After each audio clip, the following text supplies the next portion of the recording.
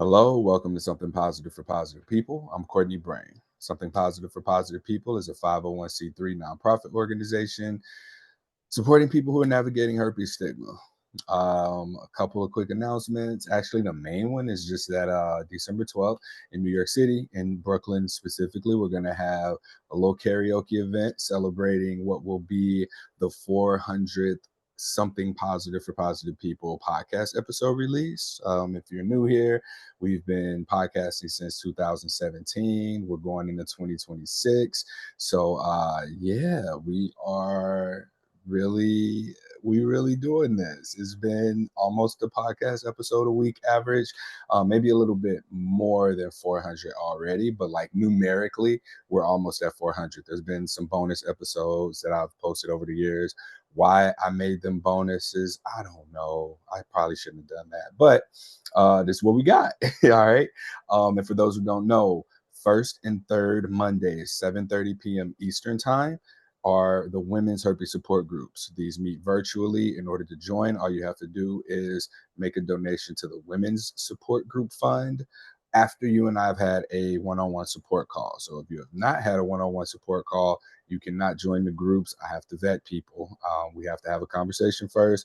This is for the safety and integrity of the entirety of the groups, for me to be able to just talk to people and make sure that they're aware of what the group's for, and also for you to know what it is. I don't know that I can really put on the internet everything that the group is made of and answer any of the questions that you might have before joining. So it's best to just have a conversation. The second and fourth Mondays are for the men. These are the men's support groups. And then on the fifth Monday, this is a very new thing.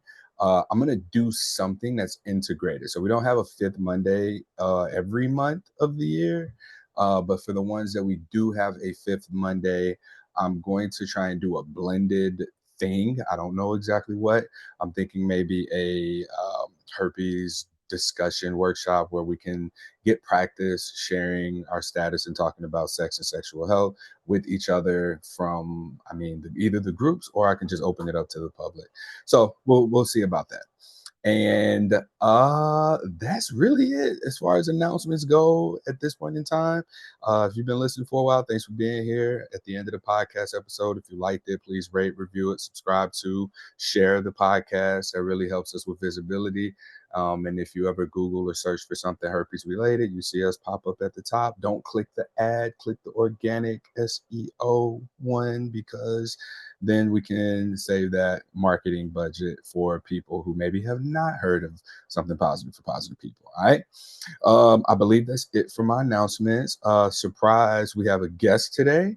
And I am going to, I know for the past few weeks, it's just been my voice on the podcast. And I'm glad that you were willing to be a guest on the show, especially because I have been lately having trouble with people seeing the content on social media, which is normally how I would get podcast guests, or posting on Reddit even. And I'm just not getting podcast guests. So it's just been me trying to find topics that people maybe are searching for, looking for online, for me to just try and cover to the best of my ability. And yeah, here you popped up and you were ready to not just share your story, but also have your face out there, which I very much appreciate. So I guess for starters, I'll just let you introduce yourself and then just share how you and I connected, and we'll just get into the conversation from there. Sure. So my name is Jade Renz, and I'm the founder of Essentially Prepped. Is Essentially Prepped actually started a long time ago, and it's like evolutionized over the several years. It started out as essential oils, and then it was meal prepping, and then it was being essentially prepped for life and adventures. And then I came into getting herpes, and now I've grown very passionate about coaching and helping others with getting their herpes diagnosis and walking through that and support. I'm definitely newer to the game. And I found you actually, because the first thing I did, I'm a researcher. So when I first got diagnosed, I'm just in the rabbit hole of online finding out everything. And definitely yours was one of the first sites that had popped up. So that's how I kind of got to know you. I've definitely started following everyone that I could related to the herpes realm on Instagram. So I've definitely seen lots of your information, been following you for a while, and that's how it came to be. What made you want to be a podcast guest? Honestly, I just wanted to kind of talk to you and just, kind of just have the conversation because you've been in this realm for such a long time with having this diagnosis for 20 years. I'm only a year and a half into my diagnosis. Um, First off, wait. It ain't been 20 years. It's been 12. It's been 12. I was 12. like, Oh, damn, sorry, how old sorry, you think sorry. I am? My Just in bad, case my you would be bad, like, you gonna have exes reaching out to me like, you motherfucker had this for 20 years. No, my no, bad. all right. I just had to Got it. say that. 12 years, 12 years. Sorry. That was my bad. But yeah, just to have a conversation. And I feel like one of the most important things about this virus specifically is just the stigma around it and how everyone is so like isolated and won't show their face and doesn't want to talk about it. And the anonymity, even trying to like create a support group in the community in your area or around it, people just don't want to talk. So I was like, I'm going to get my face out there and I'm going to get my name out there and I want to chat with people about this and have people know that they're not alone and they're supported and we're all going through this. Yeah, thank you for that. And I also want to ask, like, the putting your face out there thing. I believe that when we do put our faces out there, it aims to destigmatize this.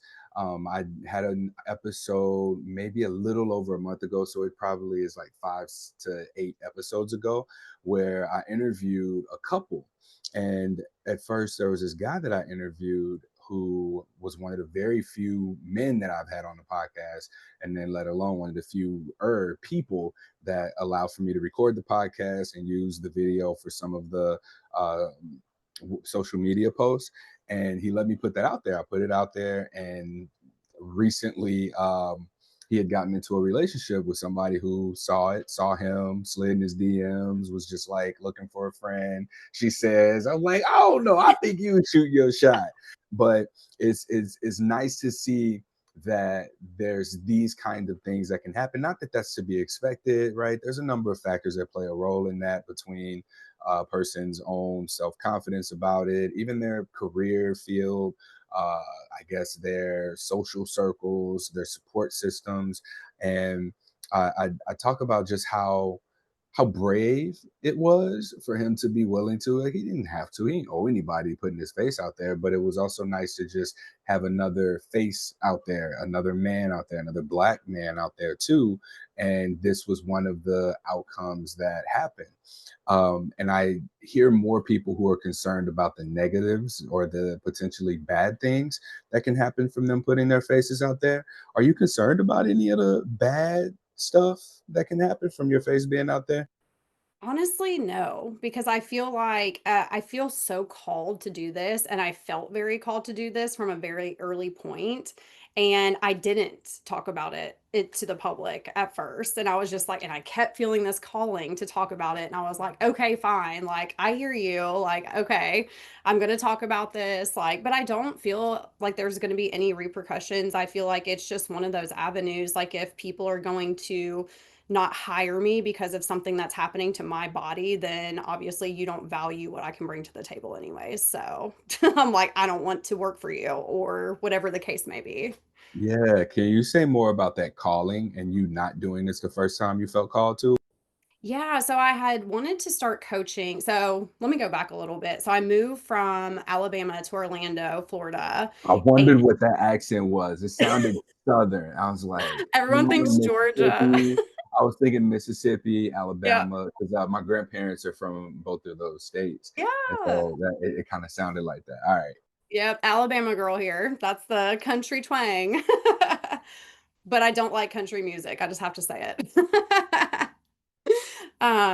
But yeah, so I came from Alabama, I'd lived there for 25 years of my life, and I was excited to get out of the small town vibes and felt like I had just been held back for a very long time.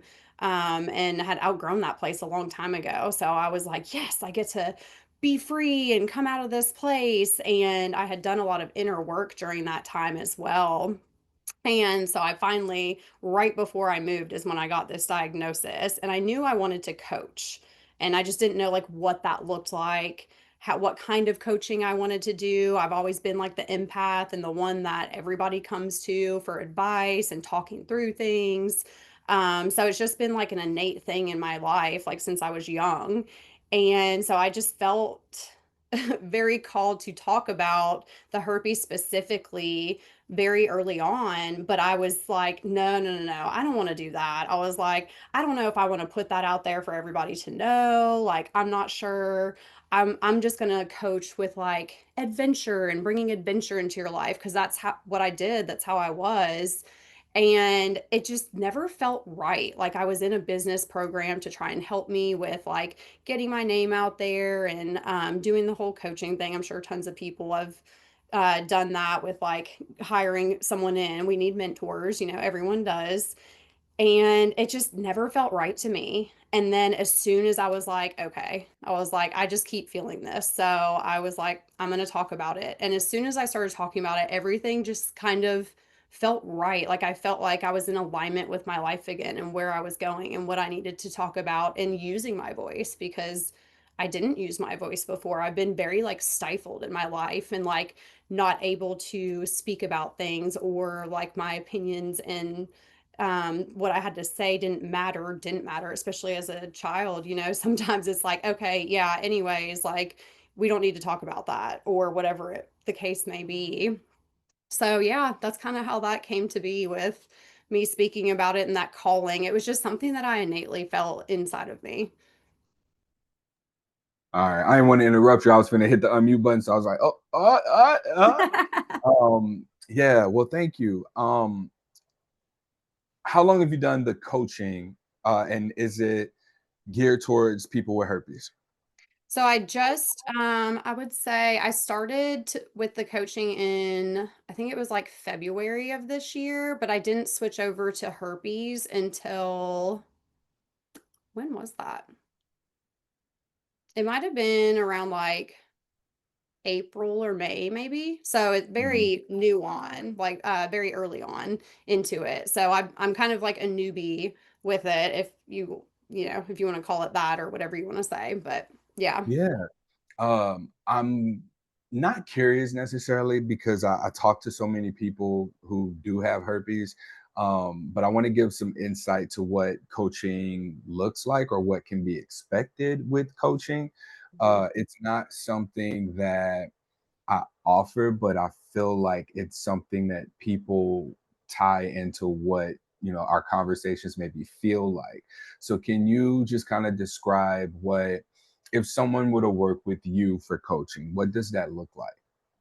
So it would really be, it comes down to more of the stigmas behind it. And a lot of it for me is natural solutions. I've been a very natural girl for a very long time. I've done essential oils since I think it was like 2017. So I was already very much on like a natural path. And I know what it's like to be on medication and have side effects from it. So I know that a lot of the times doctors kind of like shove a medication to you. They don't really tell you much about it. They're just like, this is what you do to prevent it, basically putting a band-aid on it. And so my biggest thing is having natural solutions to helping prevent outbreaks, what that looks like, and those sorts of things. But also, it's about your mindset and your self love. Like that, it definitely always comes down to that. And I think that's anyone in life, honestly, but it's just like a huge added layer when you get a herpes diagnosis and have to deal with the emotional side of it as well, too. So just working through that, having the support, even just someone to vent to and talk to. And I do want to start forming more of a community as well, because I feel we all need that. Like, we definitely need support and love in those areas. So, Yeah, I recognize a humongous gap in the needs of people who start out looking for herpes support. They look for community, they look for something, right? And one of the questions that I have for people is usually if they're looking for a support group, what do you hope to get out of the support group? And you see people's wheels start kind of turning. And I wonder often if there's this I just need to be around people who also have it, or if there's this like you can tell people haven't maybe thought about that before. They just think mhm. oh, I need this. And it comes down to, do you need this or do you think you need it because you feel like you're supposed to? And so much of the conversations, like for example, if people are asking, how do I tell someone that I have herpes? Because it's like so ashamed, they're so ashamed or they're embarrassed by it. What I on my end see is that in talking it out, they kind of say out loud exactly what they need to say to the person. And there's usually this fear of vulnerability or fear of emotional connection. And it's that, like, people want the words, people want the sequence of wording that's going to increase their chances of getting a yes from somebody. But the reality is, like, there's nothing we can do about that. And people are needing to feel people's emotion behind it and connect with that. Otherwise, it's just like an empty shell of the language without any sort of life behind it. And so, from your end, I guess, in the conversations or in your experience, right, when people when you find yourself like being supportive to people or in finding the support for yourself, like, does that hold true for you, or is there some different a different finding that you have? No, I feel the same way. Yeah, it just seems that people sometimes it's literally just saying it out loud. They haven't been able to tell, a lot of the people that have come to me haven't told anyone in their family, even, or there's someone that they're going to date or whoever it is. And they just want to, like, just being able to even say it and talk to someone who understands is like almost that, like, bottom line kind of, oh my gosh, I needed that. Like, thank you so much for listening and just like holding a safe space, especially because of the anonymity with, that people have with this and not wanting people to know whether it's the small towns or the jobs. Like you said, I've had several that were like, I can't like say that. And like my job can't know, like it will hinder me in my job. So, Yeah, and a lot of people think that without any kind of proof. Like, I always ask people, okay, if your job fires you for having herpes, I am positive you can sue them yeah, and then like not work and maybe even move somewhere that you'd be happier at, right? But right. it's not, I guess it's like outside of my perspective. But that sounds a lot like discrimination. I know there's lawyers that will probably be on hand ready for that lawsuit. But Hmm. all right, now let's get into your experience. You are from Alabama, 25 years, 24, 25 years you said you spent in Alabama. Yeah, 25 years. Yep. And let's talk about, well, you weren't diagnosed in Alabama, is that correct? So it was right before I moved. It was kind of crazy. So I literally was planning to move to Orlando. I was like getting my house ready to rent out. I was getting a property manager. I was downsizing to a bedroom because I was just tired of taking care of a house by myself. And it was my grandmother's like 90th birthday at the time, my best friend's birthday, and then literally July 5th, I was like headed out with a U-Haul and I had all of these symptoms. I got tested July 3rd, blood test. Like I had, it was a really bad breakout as well. And I ended up getting tested and getting my results after I had moved. So I'm literally like, okay, I'm having all these breakouts, trying to move, like uproot my entire life, have all these celebrations with family and friends in town. And let me just go take this trip. And then, bam, in an email, it's like, you have positive test, what or whatever it said. Well, I didn't even know how to read it. I had to like figure out how to even read it and what it meant, on my own because it doesn't really explicitly tell you. So, yeah, so technically I was in Florida when I found out it was true, but I already kind of knew after all the research I had done. So, All right, so tell me about this boy that gave it to you. What was that relationship like? uh, how'd yeah. you come to acquire it or be exposed? So actually I was like perpetually single for a while and I had Wait, wait, met. wait. What's perpetually single? Because I've been hearing that a lot. What does that mean?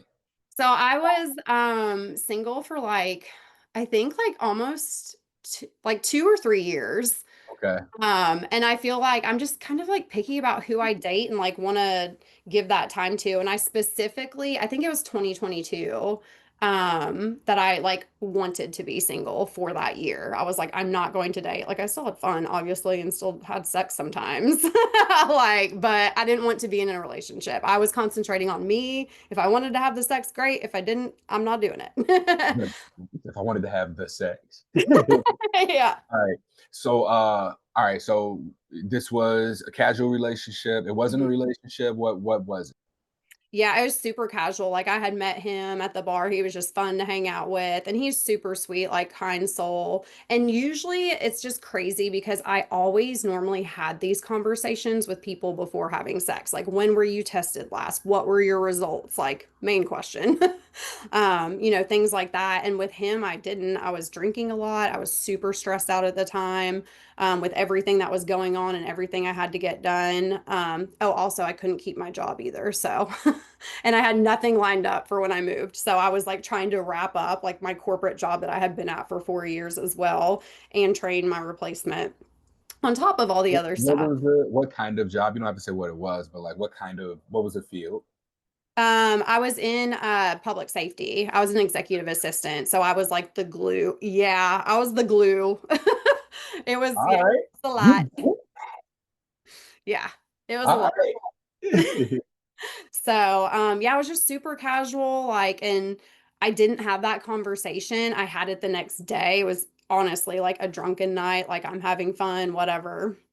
And he mentioned that his ex had tested positive for HSV1, but he didn't have it. And then a couple days later, I started breaking out like all over, super painful, swollen, all of it. I didn't even really have like time to process it or even really feel it because I was drinking so much. I was just like numbing myself all the time. Um, so I'm sure that didn't help. My immune system was probably crap and all the stress. So yeah, I started breaking out. I had the conversation with him. I even talked to like an ex that I had slept with months prior. He was the only other person I'd had sex with in like a year. So I was like, pretty sure it's you, buddy. Like, and he was just like, okay, well, he ended up getting tested and he did finally. It was like well after I had moved, but he was like, yeah, I tested positive. I was like, yeah, well, like, Do so you I don't think he knew. He says he doesn't know. I don't know. I think, I mean, with how many people are asymptomatic, I totally like believe that he didn't know that. But yeah, so here I am. all right, I was gonna ask, like, how did you feel about that? Because you know where you got it from. Did that change your reaction that you had? Honestly, like it's crazy because, like I said, I had so much happening that I didn't really fully process it because I was just like, I have to move, I have to get this stuff, I have to do that.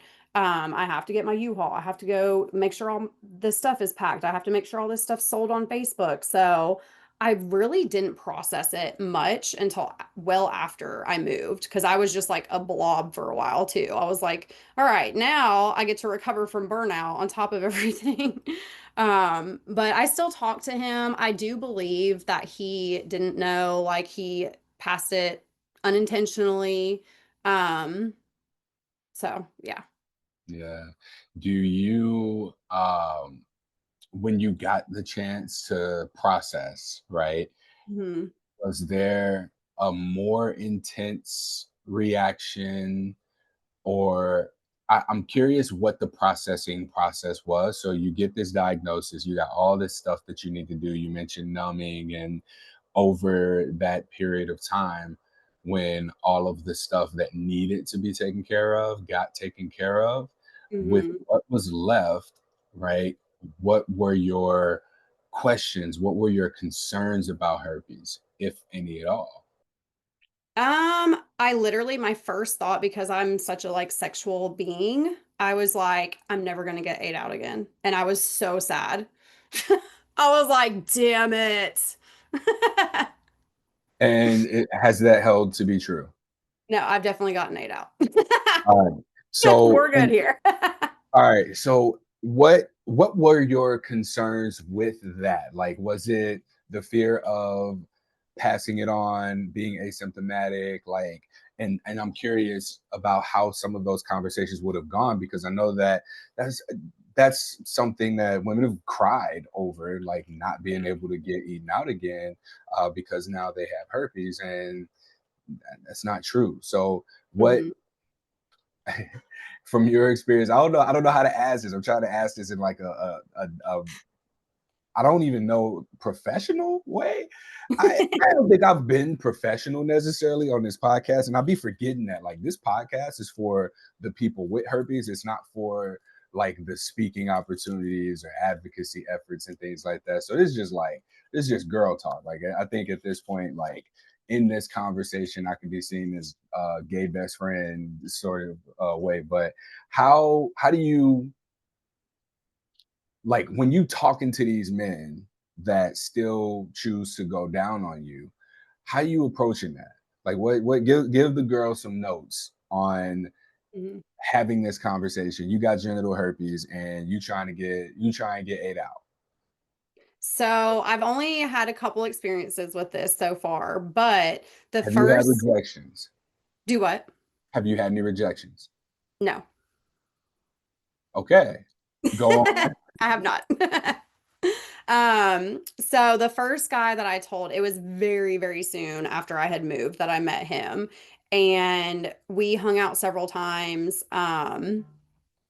Just and didn't do anything, didn't kiss, nothing. And I was just like, oh my gosh, I have got to tell this guy.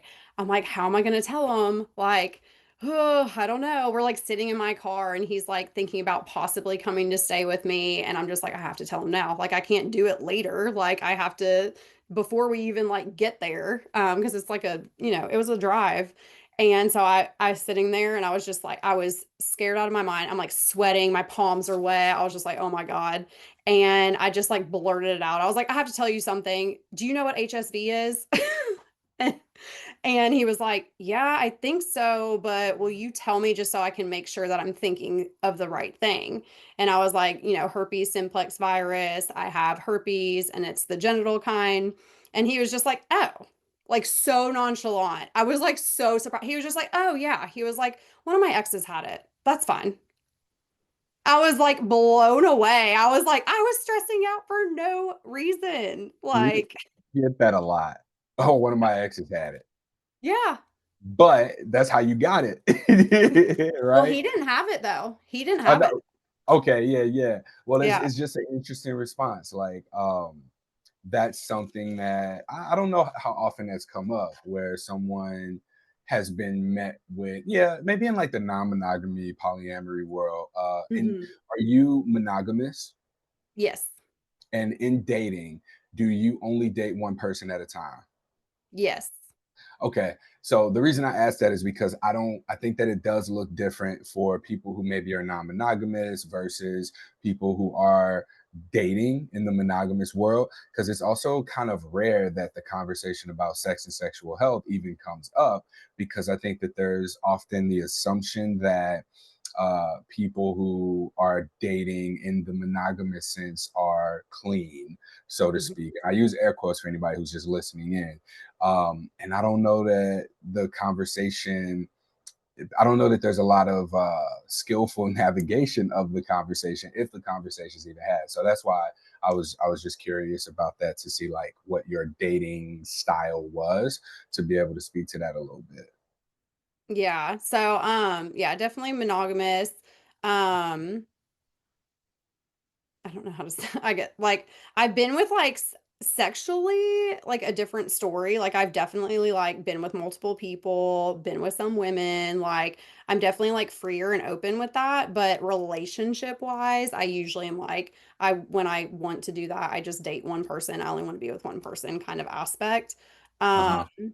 but I don't feel that just because I'm like a monogamous person that like makes it cleaner in a way because I'm just like it's everywhere, like it's not easy to get, but it kind of is. You know what I mean? Like I'm like if you're not careful and you're not asking the questions, like I said before, like I always usually ask those questions before I ever had sex. And anyone should be having that even if you don't have this. And especially if you do have it, you should be asking them too, so they don't give you something else too when you're already dealing with it. Like, I'll be telling people. I'll be yeah. telling. Like Um, Go ahead. I was gonna say just because they ask you or you tell them like when you're disclosing to them, I'm like, you should ask them that back. Like definitely like make Yeah. sure like have they been tested? Like what's their like, you know, where are they at with all of that? So Mhm. Yeah. And being from the South, so you've mentioned I gotta ask about this. So you mentioned having been with women and you're from the South, like do you do you identify as not straight at all in any way, shape, or form? I don't because I think only because I've only had like sexual experiences. So I guess for me, I'm just like, that doesn't necessarily make me like bi or whatever it would be. This ain't the first time I heard that. That's why I'm a Yeah. little bit curious, like, because I have friends who would have talked about that, like they love men, been with men, but they've been in sexual relationships with Mhm. women, and I think it's interesting because what you do doesn't make up who you are. So Mhm. identifying as, and there's people who there's someone I know who I follow on Instagram, like she goes in on down low men or men who identify as straight, even though they have sex with men too. And it's interesting the stigma, even in my internal reaction of hearing that, like, oh, Mhm. like you've been with women a few times. Like I didn't have a, oh my God, you're on the download reaction. Whereas I think about what's on the internet about like men who will be with women, but then like have a sexual relationship with a man on the side. Do you feel any of that stigma, or are there any thoughts or feelings that you have about being straight and having been with women? And is that even something that you're still into or interested in or curious?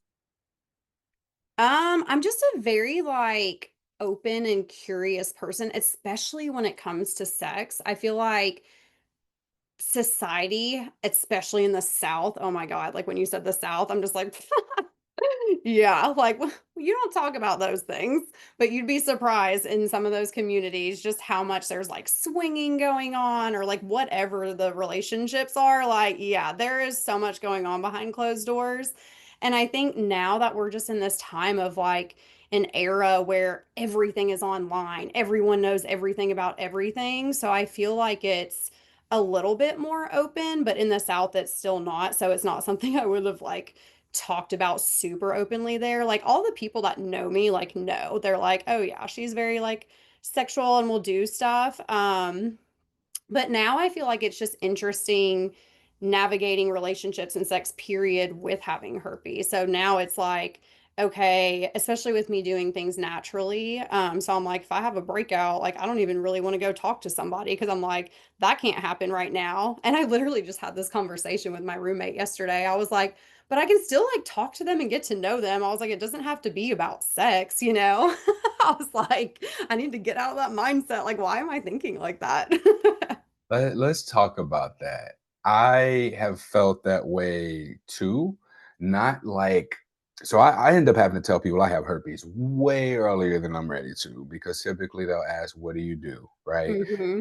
I might be in yoga therapy training. I might have a yoga teacher certification. I might teach medical students. I might public speak. I do all of those things, but I think that all of these are arms or extensions of running something positive for positive people. So in short, I'm just like, I run this nonprofit. Oh, what's it about? I run a nonprofit supporting people with herpes.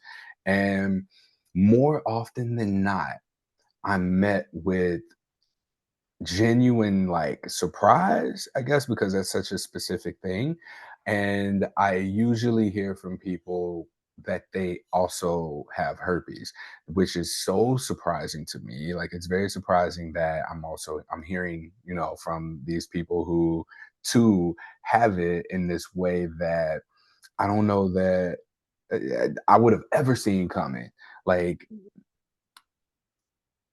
the let me see. I'm kind of. I think I just like drifted a little bit from what I was trying to say. But the point being that having the outcome dependency on this leading to a specific result.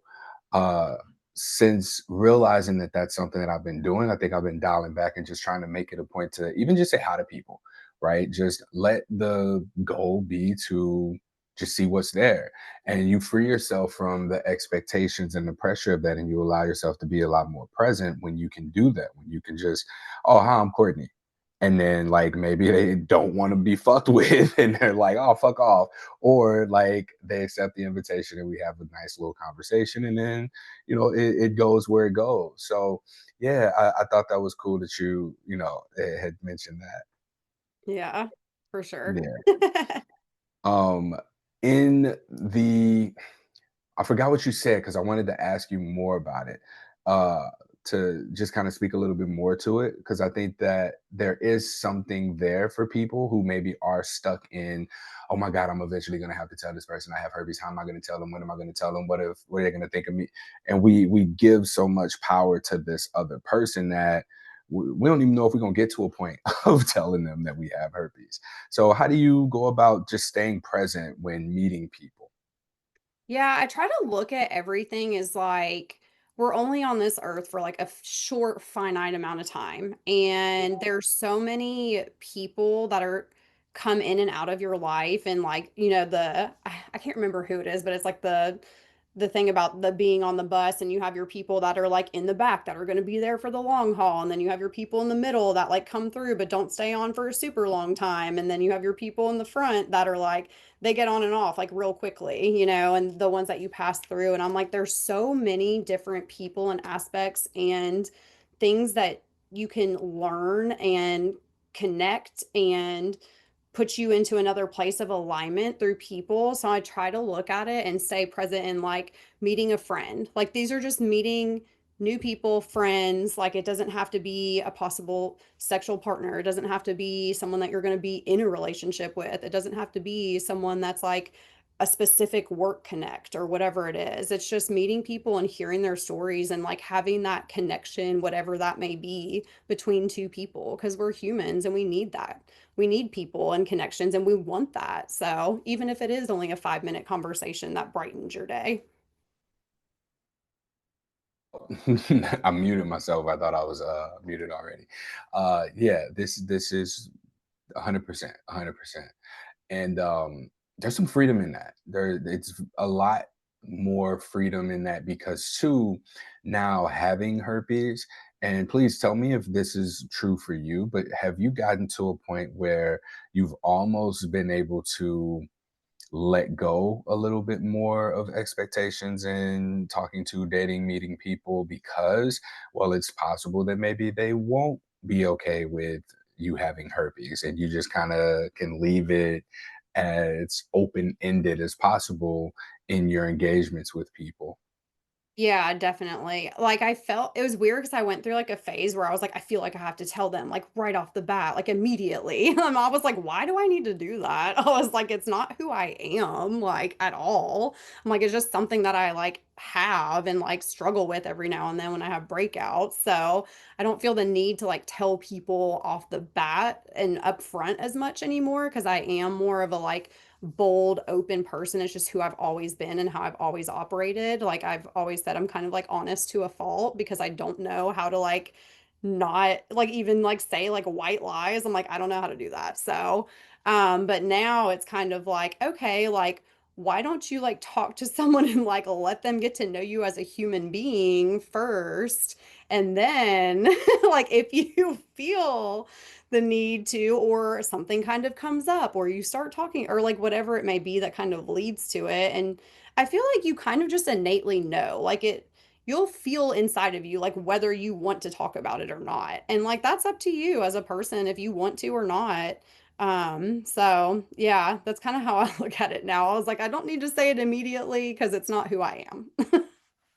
Yeah, that's it right there. I want for people to get to that place and just recognize that the power of choice comes from us. A lot of us weren't given the choice in whether or not we expose ourselves to this. So I think that us being able to give that power of choice to other people is how we reclaim our power rather than trying to take it back from other people by trying to maybe not telling them or maybe trying to manipulate the situation or just being on daily antivirals and doing the right thing by, and I use air quotes when I say right thing, by not exposing other people to herpes. And I think all that is bullshit, man. Like, we do the best with what we have. The information that we have is, we talk to partners, because we can't assume what their risks are based on what we would prefer for ourselves, or what we would have preferred on the other side of this, because we haven't met ourselves. And a lot of us in that case, like, having not met ourselves, we don't know how another person might perceive us, because it always comes down to, do I like this person more than I don't want herpes? That's really it. And a lot of us just maybe don't like ourselves because of now having gotten this infection. We see that there's limitations to our ability to be sexual or to have relationships, and that's just not true. So we got to challenge that. So, yeah, I think that's a good place to kind of close us out. Do you have anything that you want to add? I don't think so. Just more of I was gonna oh, it's just a conversation. That's what I was gonna say. It's just communication. It's a conversation. And I Yeah, think the more you look at it like that, the easier it becomes. It's just a conversation. Whatever happens, happens. You're not gonna literally be like bombed off this earth if something happens, yeah. if they say no or whatever it may be. So yeah. Mhm. All right. And then how can people find you if they want to connect with you, follow you on social media, or work with you? Yeah, so I'm on Instagram at essentially prepped, prepped. And you can also email me at essentiallyprepped@gmail.com. And I've got everything on there. So easy, make it All right. easy. Cool. All right, that sounds good. Well, I appreciate your time. Thanks for being here, and thanks for bringing your face and your presence and that Alabama Southern accent as well. But yeah, we'll stay on for a little bit so I can check in with you about how everything went. We're going to post this episode right after it uploads. So, yeah. Anything else? Just thank you for having me. I appreciate you having me on the podcast and just always wanting to shed a bright light. So, All right. yeah. That concludes this episode of Something Positive for Positive People. Again, please like, rate, review, share, subscribe to this podcast. And if you are interested in support in any way, shape, or form, just start with a support call. Reach out about that. Everything's donation based or free. And then if you're interested in the support groups, just know that the first and third Wednesdays are for women, and the second and fourth Mondays are for men. Sometimes the dates need to change just depending on what I got going on. Like next week is Thanksgiving. So I'm going to be doing some traveling around then. So things are going to look a little different for Monday. The 20, wow, what day is that going to be? The For 24th. the next support group, the 24th. Thank you. um, but yeah, come check us out. And if you enjoyed this episode, let me know. I'm curious because I ain't interviewed a person in a while. If you can't tell, like I was getting stuck and shit. And I'm like, what? What was I saying? All right. But till next time, stay present.